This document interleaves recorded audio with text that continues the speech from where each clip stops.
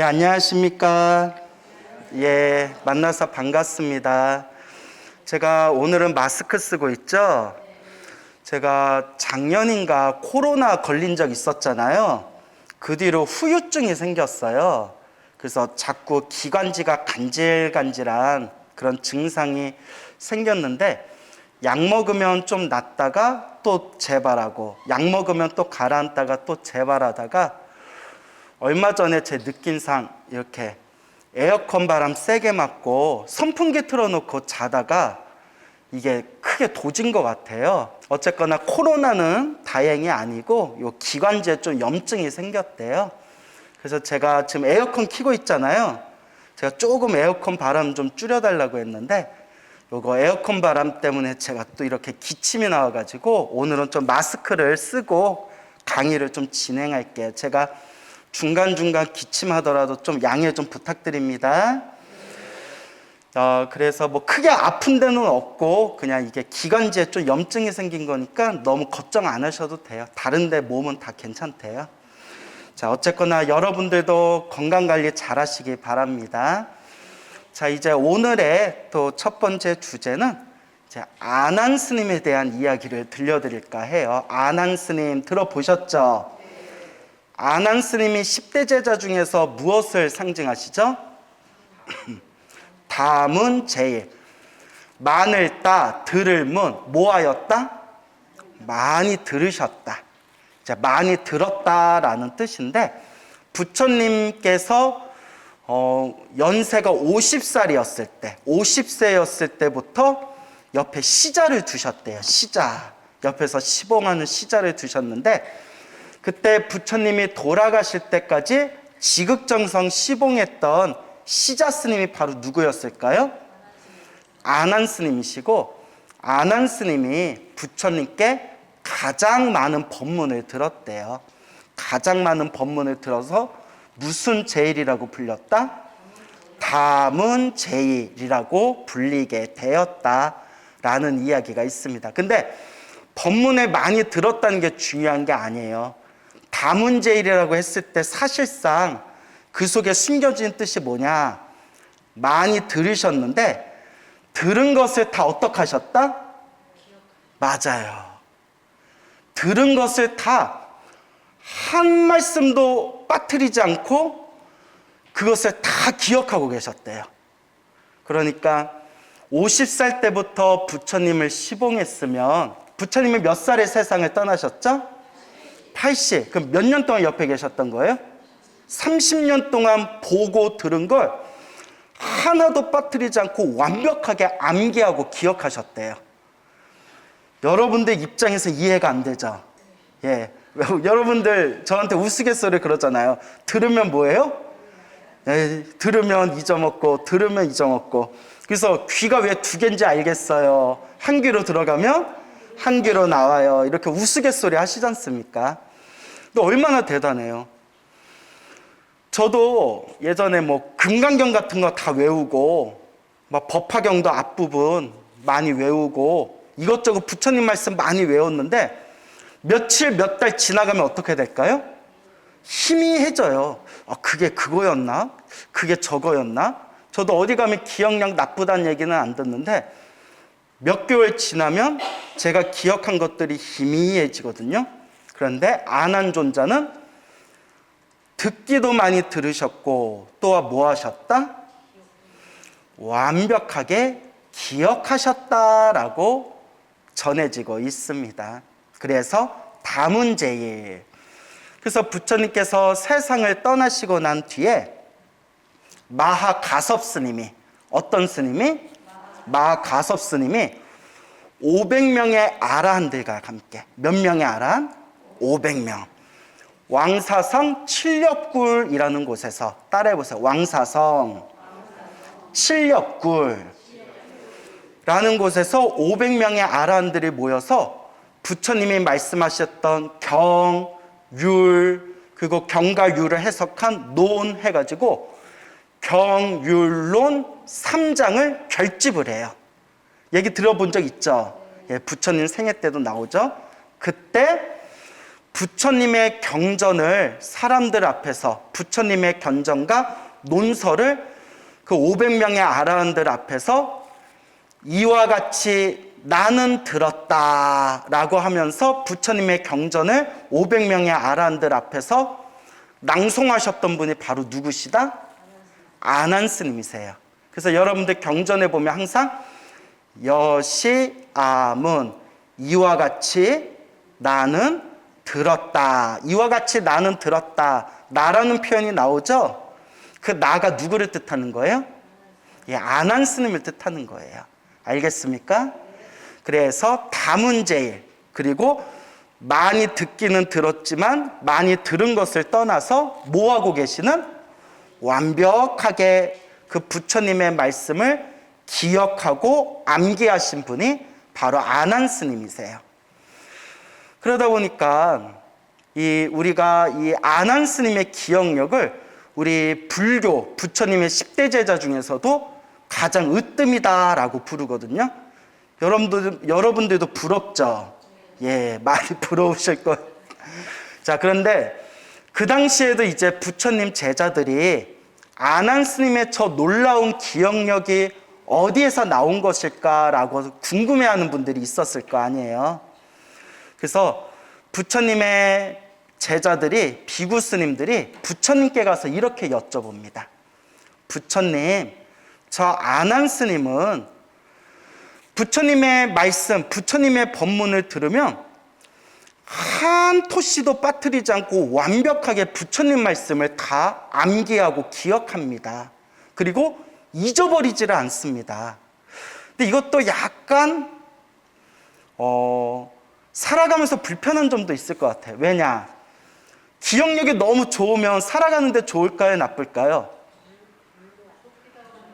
나쁜 것도 많이 기억나면 그렇잖아요. 누구한테 돈 꿔준 거, 못 받은 거, 욕먹은 거, 안 좋았던 감정들 생생하게 기억나면 그것도 기억력이 너무 좋은 것도 살아가면서 굉장히 고달프다라는 어느 기억력 좋으신 분이 쓰신 책에서 제가 본 기억이 있거든요.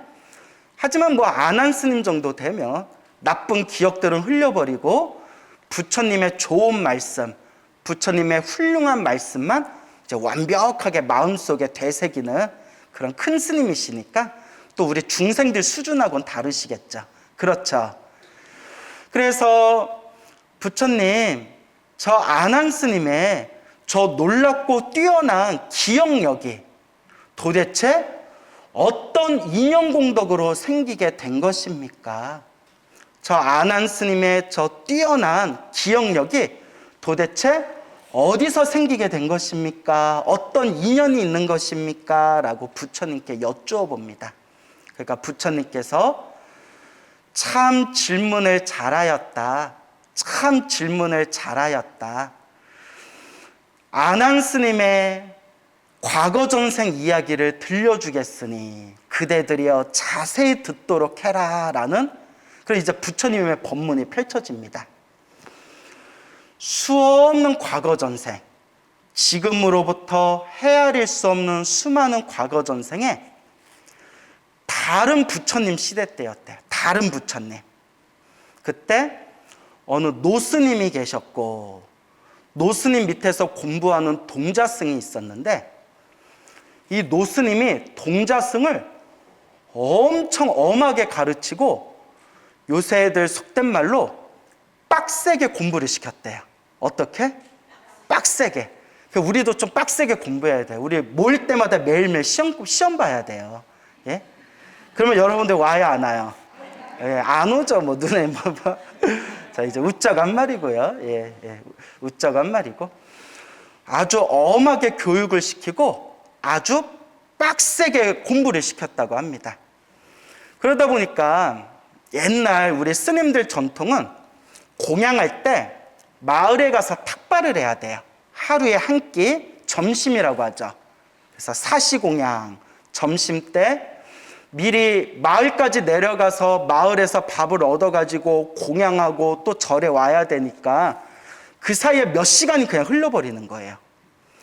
그러니까 또 마을에 가서 탁발을 하면 뭐 바로 밥을 얻을 수도 있지만 또 또 다른 집들을 돌면서 또 한참 걸릴 수도 있잖아요. 그러다 보니까 이 동자승이 노스님이 내려주신 숙제가 너무 많은데 뭐 하기까지 바쁜 거예요? 탁발하기까지 바쁜 거예요. 또 탁발을 안 하면 어떻게 돼요? 그날 굶는 거예요. 그래서 저 같으면 우리 어린 동자승이 있으면 우리 동자야, 내가 탁발해서 밥 갖다 줄게. 너는 그냥 공부하고 내가 갖다 주는 밥이나 먹어라 라고 한다든가, 뭐 지금 공부 열심히 해서 뭐하냐, 좀 더 자라서 공부하면 되지, 나랑 저기 탁발 가자, 저기 내가 아는 노보살님이 불고기 해냈댄다, 야 그냥 가서 단백질 보충시켜줄게, 따라와라. 뭔 얘기인지 아시죠? 근데 나같이 제자를 가르치면 될까요, 안 될까요? 제자 망치는 거래요. 원래 제자는 엄하게 다스리는 거래요. 이제 웃자고 한 얘기지만. 그래가지고 이제 그 어른 스님께서, 노 스님께서 숙제를 너무 많이 내주다 보니까 탁발하기가 너무 힘든 거예요. 그래서 어느 날 너무 속상해가지고 동자승이 사찰 구석에서 눈물을 뚝뚝 흘리면서 울고 있을 때 어느 마을의 불신 깊은 거사님이 사찰에 왔다가 우리 귀엽고 귀여운 동자승이 눈물을 뚝뚝 흘리는 걸 보고, 아니 스님, 우리는 20살 밑에 스님을 사미 스님이라고 불러요. 사미 스님. 사미 스님, 왜 여기서 이렇게 눈물을 흘리고 계세요? 노 스님한테 또 야단 맞았어요? 그게 아니라 탁발을 나가서 밥을 얻어와야 되는데 노 스님이 숙제를 너무 많이 내줘가지고 숙제를 다 마치자니 탁발하러 갈 시간이 없고, 탁발하고 와서 밥 먹고 또 숙제를 하려니 시간이 너무 빠듯하고 속상해서 눈물을 흘리고 있었습니다 하니까 그 거사님이 딱 이렇게 얘기하는 거예요. 사미 스님, 우리 집 저쪽 골목에서 몇 번째 집, 저희 집 기억나시죠? 탁발 시간 때마다 스님을 위해서 항상 미리 공양을 준비해 놓겠습니다. 그러니까 탁발 시간이 되면 바로 저희 집에 오셔서 공양 드시고 바로 또 절로 올라가셔서 공부하고 숙제하시면 시간을 단축할 수 있지 않겠습니까? 라고 하니까 사미승, 이 동자승이 고맙습니다. 너무 고맙습니다. 이제 이렇게 서로가 약속을 하게 됩니다. 그날 이후로부터 그 동자승은 약속대로 그 거사님이 차려주신 그 공양을 탁발 시간에 쉽고 편하게 그걸 얻어먹으면서 걸식을 하면서 노스님이 내려주신 숙제를 빨리 끝맺힐 수가 있었다고 합니다. 자, 이쯤 되면 여러분들 눈치채셨죠? 이렇게까지 얘기했는데 그래서 누가 그 안 하니 머리 똑똑한 거고 뭔 관계야, 지금 이런 분들 계실 수도 있어요. 근데 이제 한번 잘 생각해 보세요. 부처님께서 이렇게 말씀하십니다. 그대들이여, 이와 같이 그대들은 잘 마음으로 헤아려라. 무엇이냐? 그때 그 동자승을 공부를 빡세게 시켰다. 물론 부처님이 빡세게라는 표현은 안 쓰셨지만 제가 쉽게 얘기하면 엄하게 동자승을 가르치고 공부를 빡세게 시켰다. 그 노스님이 바로 누구시다? 부처님인데, 이제 살짝 헷갈리죠? 따라해보세요. 연등부처님. 예. 연등부처면 다른 말로 정광부처님이라고 돼요. 연등부처님 하면 딱 뭐가 생각나요?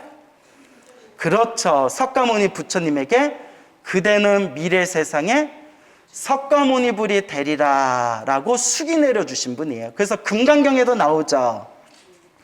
금강경 열심히 읽어놓고 금강경에도 연등불 나오죠 하니까 이러시면 곤란해요, 여러분. 그래서 석가모니 부처님에게 그대는 미래 세상 성불하리라 수기를 내려주셨던 석가모니 부처님보다 훨씬 이전에 출연하셨던 부처님, 연등 부처님이라는 거예요. 그 노스님이 먼 미래 세상에 연등 부처님이 되셨고, 그 노스님 밑에서 열심히 공부했던 동자승은 머나먼 미래 세상에 누가 되셨을까요? 아난. 틀렸다. 예? 석가모니 부처님이 되셨대요. 이제 뭐가 좀 가닥이 잡히죠. 석가모니 부처님. 그래서 연등 부처님 과거 전생에 연등 부처님의 과거 전생이었던 노스님 밑에서 열심히 공부한 인연으로 노스님은 연등 부처님이 되셨고 노스님의 제자였던 그 동자승은 연등 부처님에게 그대는 미래세상 석가모니 부처가 되리라 수기를 받는 그런 석가모니 부처님의 인연설화가 다 과거 전생에서부터 이어지는 거예요. 참 인연법이 무섭죠.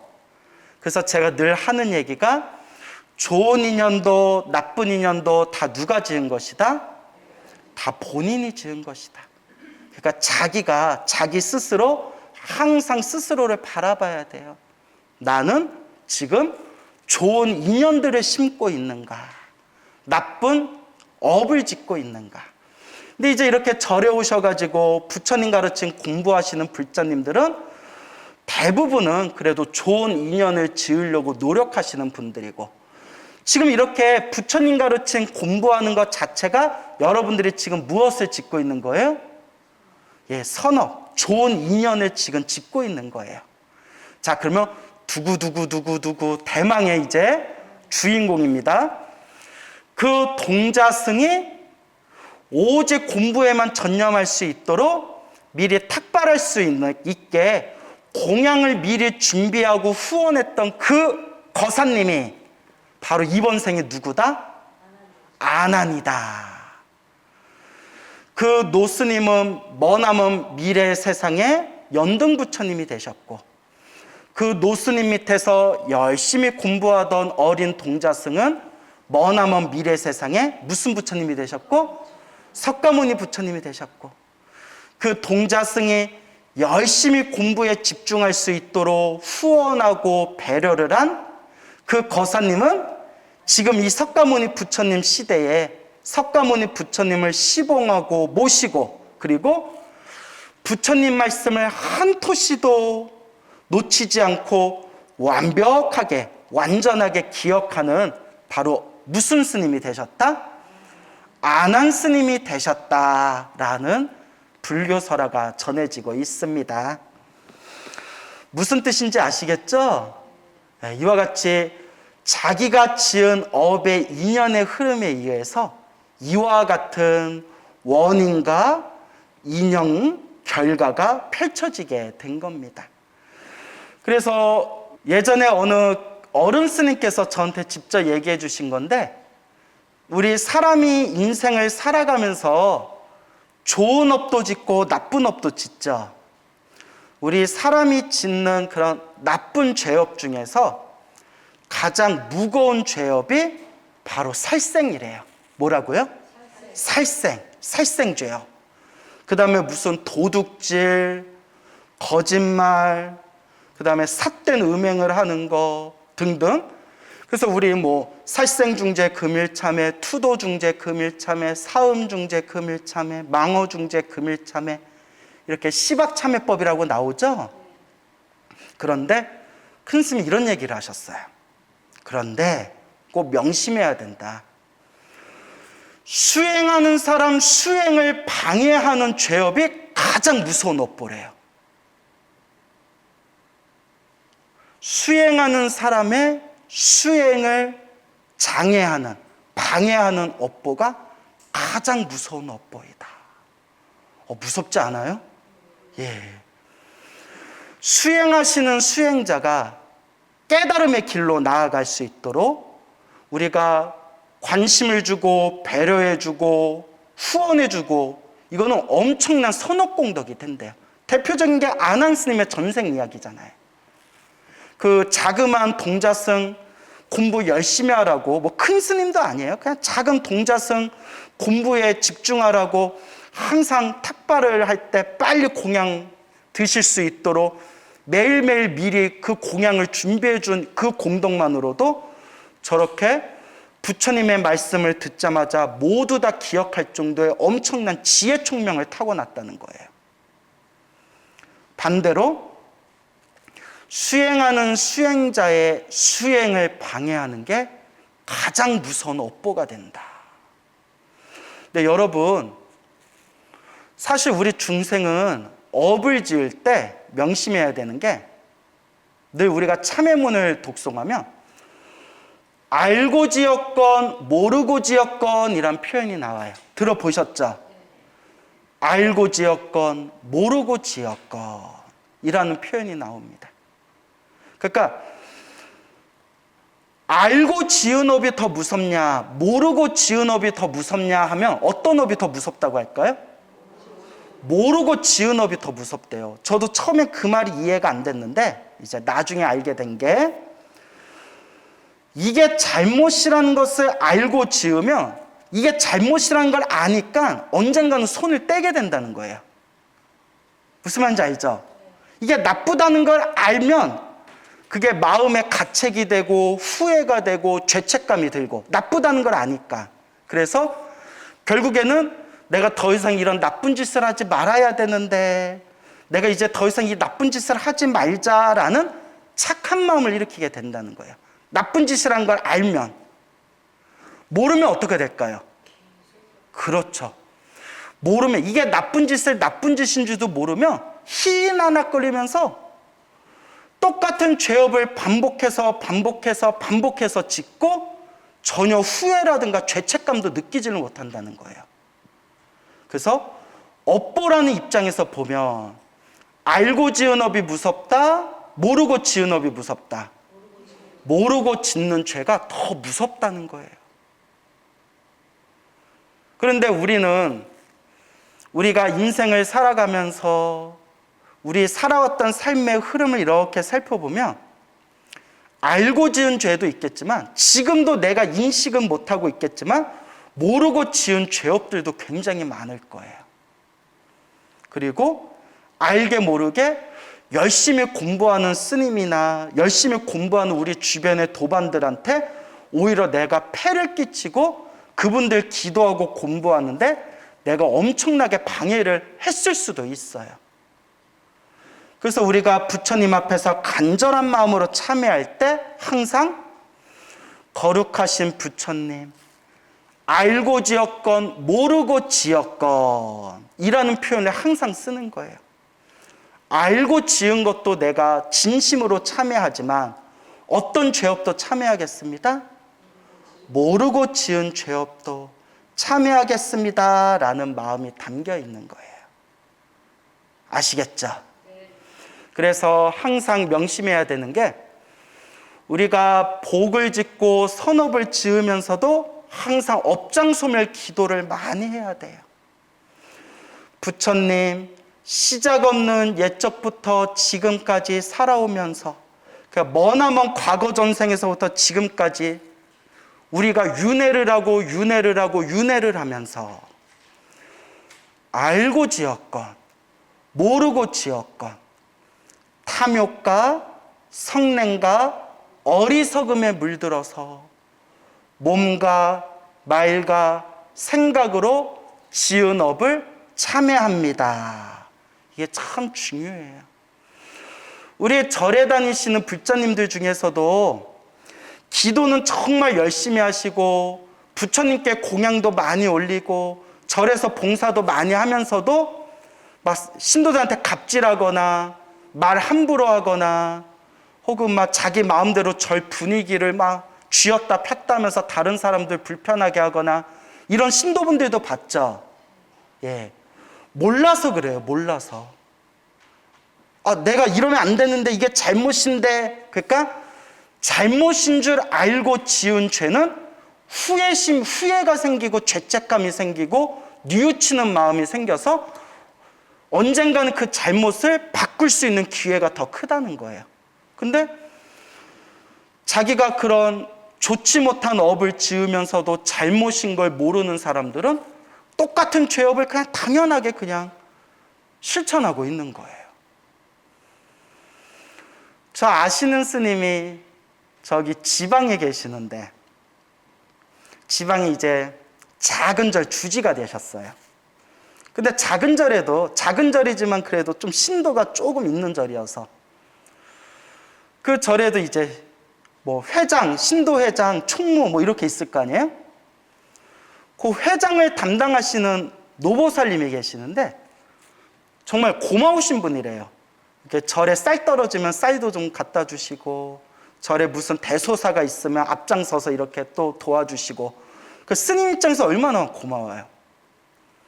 근데 같이 지내면서 일을 하다 보니까 자꾸 이제 안 좋은 점들이 너무 크게 부각이 되더래요. 그래서 제가 스님 왜 그렇게 고마우신 분이라고 칭찬하더니 왜 무슨 일 있었어요? 하니까 자꾸 절에서 신도들한테 갑질하려고 그러고 절 분위기를 자꾸 망친다는 거예요. 그러니까 절에 오고 싶은 신도들도 그 신도 보기 싫, 그 노보살님 보기 싫어서 절에 안 온다는 거예요. 너무 불편하게 하니까.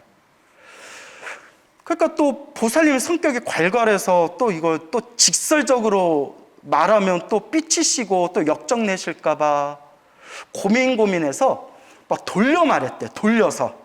우리 돌려각이라고 하죠. 그래서 노보살님이 이렇게 앞에 앉아있고 신도도 있어서 막 법문하고 강의할 때 갑질하면 안 됩니다. 절에 오면 신도들 편안하게 대해줘야 됩니다. 내가 좀 양보하면서 살아야 됩니다. 좋은 인연을 지어야 됩니다. 스님이 그렇게 좋은 얘기하면 미치고 팔짝 뛰겠는 게 그 노보살님 들으라는 얘기인데 노보살님은 앞에서 해맑게 박수치면서 맞아, 스님 말이 맞아. 신도들이 갑질하면 안 되지. 맞아, 맞아.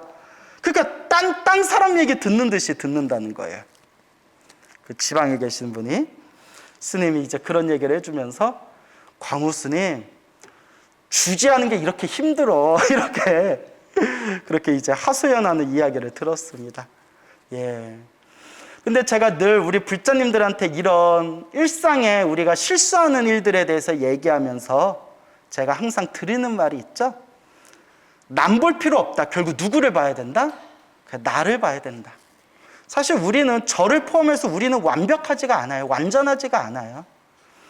부처님처럼 닦고 있는 과정이에요. 우리 부처님도 머나먼 과거 전생에는 우리와 똑같은 중생이라고 했잖아요. 닦고 닦아서 저렇게 위대한 부처님이 되신 거라고 했잖아요. 그러니까 우리도 지금 뭐 하고 있는 과정이다? 예, 닦고 있는 과정이라는 거예요. 닦고 있는 과정. 그래서 항상 꾸준히 내가 지은 알고 지었건 모르고 지었건 내가 지은 업을 참회합니다. 그 안한 스님의 전생 이야기와 같이 조금씩이라도 복을 짓도록, 조금씩이라도 선업과 공덕을 닦도록 노력해야 됩니다. 이름만 대면 알만한 유명한 큰 스님이 계세요. 인터넷 치면 나오는 아주 유명한 큰 스님이 계시는데 그 스님께서 키는 작으신데 아주 그냥 성격은 호탕하신 분이에요. 그분이 언젠가 제자들 앞에서 이런 얘기를 하셨대요. 나는 다음 생 유학 갈 유학비 다 벌어놨다. 난 다음 생 내가 학교 다닐 때 학비 나는 다 벌어놨다. 그래서 다음 생? 그게 무슨 말씀이세요? 했더니 내가 이번 생 얼마나 많은 스님하고 사람들한테 학생들한테 내가 장학금을 줬냐. 정말 장학 사업을 많이 하셨거든요. 내가 그 공부하는 스님들 학생들한테 그렇게 많은 장학금을 줬으니 언제라도 다 받아먹는다? 다음 생에라도 내가 다 받아먹는다. 그러니까 난 다음 생에 10년, 20년 유학 가도 나는 학비 걱정 없다. 딱 이 얘기를 딱 하시는데 제가 그 말을 듣고 야, 이게 바로 인연법을 믿는 분들은 이런 마음가짐으로 사는구나. 인연법을 믿는 분들은 이런 마음으로 사는 거구나. 그래서 저도 부족하게나마 저도 항상 뭐 이렇게 주변에 조금씩이라도 공양 올리려고 노력을 많이 하는데 결국은 누가 받게 된다? 내가 받게 된다. 그래서 늘 말씀드리지만 우리 불자는 지혜를 닦아야 돼. 무엇을 닦아야 된다? 지혜를 닦는 첫걸음이 따라 보세요. 문해. 들을 문자예요. 듣는 지혜. 이거 제가 예전부터 여러 번 얘기했는데 또 생소하신 분들 계시죠? 예, 네, 그러시네. 와준 것만도 고마워요. 문에 듣는 지혜. 지혜를 성취하는 첫 번째가 자꾸 많이 들으래요. 많이 들어야 된다. 부처님의 바른 가르침을 많이 들어야 된다. 그런데 그런 지혜를 닦기 위해서는 기본적으로 뭐가 있어야 된다고 항상 제가 강조해서 말씀드리죠? 그렇죠. 복이 있어야 지혜를 닦을 수 있다. 여러분, 복이 있어야 지혜를 닦을 수 있어요. 복이 있어야 지혜를 닦을 수 있다. 저 아는 스님이 계셨는데 뭐 친하지 않고 건너서 아는 스님이신데 외국의 유명한 대학에 유학을 가셨어요. 유학을 가셨는데 학비가 너무 부족해가지고 지원을 잘 못 받았나 봐요. 유학생활을 엄청 고생했대요. 엄청 고생하다가 이제 박사학위 코앞에 두고 몸을 혹사해서 몸에 무리가 와가지고 결국 학위를 포기하고 한국으로 귀국하신 스님이 계세요. 몇 년 전 얘기니까 지금은 나이가 더 드셨겠죠. 그래서 그 스님 지금은 어디 계세요? 내가 여쭤봤더니 선방에 공부하러 다니신다고. 그래서 선방에서 공부하는 것도 아주 훌륭한 일이죠. 다만 그 스님 하시는 말씀이 그래도 내가 오랜 기간 동안 외국에서 박사학위를 따려고 굉장히 공부에 집중했는데 학비 지원들을 제대로 받지 못하고 너무 가난해서 일하면서 공부하고 그렇게 잠이라든가 먹는 것들을 너무 부실하게 챙기다 보니까 마지막 중요한 부분에서 건강이 완전히 무너져가지고 그때 준비했던 그 시간들을 다 허공에 다 날려버린 그런 느낌까지, 그런 자괴감까지 들었다라고 하시면서, 그런데 누구를 원망하지는 않으신대. 이 얘기가 중요해요. 누구를 원망하지 않으신대요. 당신이 학교 다닐 때 같이 공부하던 다른 스님들을 보면 은사 스님 잘 만나서 혹은 집안의 부모님을 잘 만나서 속가해서 이렇게 학비를 대준다거나 혹은 여러 가지 어떤 경로를 통해서 그렇게 유학 생활을 학위를 딸 때까지 아주 편안하고 원만하게 유학 생활을 하신 스님들도 있었는데 나는 왜 이렇게 힘들었을까? 왜 나는 은사 스님 덕도 못 보고 나는 왜 부모님 덕도 못 봤을까? 라는 생각이 들다가 그분들 스님은 스님이잖아요. 딱 무슨 생각이 들더라? 내가 전생에 지어놓은 복이 없었구나. 다 자기 복대로 살아간다는데 내가 지어놓은 복이 없었구나 라는 생각이 들더라 라는 말씀을 해주셨습니다. 이렇게 사람들한테 좋은 강의해 주려고 노력하는데도 자꾸 기관지가 간질간질해서 기침 나와가지고, 그래서 저도 무슨 생각해요? 내가 복이 없구나. 내가 전생에 건강복을 좀 안 지었나 보구나. 이렇게 저도 투정을 한번 부려봅니다. 그래서 여러분, 잘 살고 못 살고 좋은 인연 나쁜 인연 다 누가 지은 업이다? 내가 지은 업이다. 결국 누가 닦아야 돼요? 그래서 불교는 남을 원망하지를 않아요. 알면 알수록 결국 내가 지은 업의 인연이거든요. 그러니까 남을 원망하는 마음이 사라집니다. 그리고 남을 원망하는 그 마음이 사라진 그 자리에 지금부터라도 내가 부처님 법을 만났으니 내가 더 열심히 복을 지어야 되겠구나. 더 열심히 기도하고 더 열심히 공덕을 닦고 더 열심히 수행해야 되겠구나. 지혜를 닦아야 되겠구나 라는 마음이 생기게 됩니다. 그러니까 진정한 불자라면 항상 내가 지은 업장을 소멸하고 항상 공덕을 닦는 마음으로 지혜를 닦아나가시기 바랍니다. 알겠죠?